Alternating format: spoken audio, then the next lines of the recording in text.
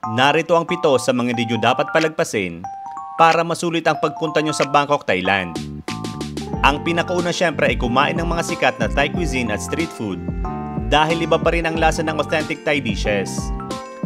Sa Bangkok ka na rin lang mag-shopping ng mga murang damit at mga beauty products dahil ang source ng karamihan sa mga online sellers sa atin ay sa Pratunam area lang.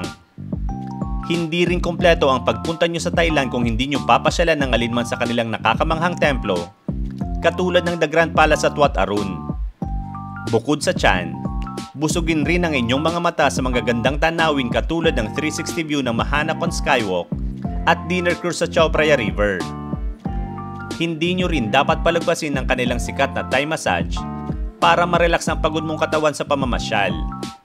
At huwag nyo ring palagpasin ang pagkakataon na sumakay ng tuktok na ginagawang racetrack ang kalsada at gumimik sa vibrant nightlife ng Bangkok.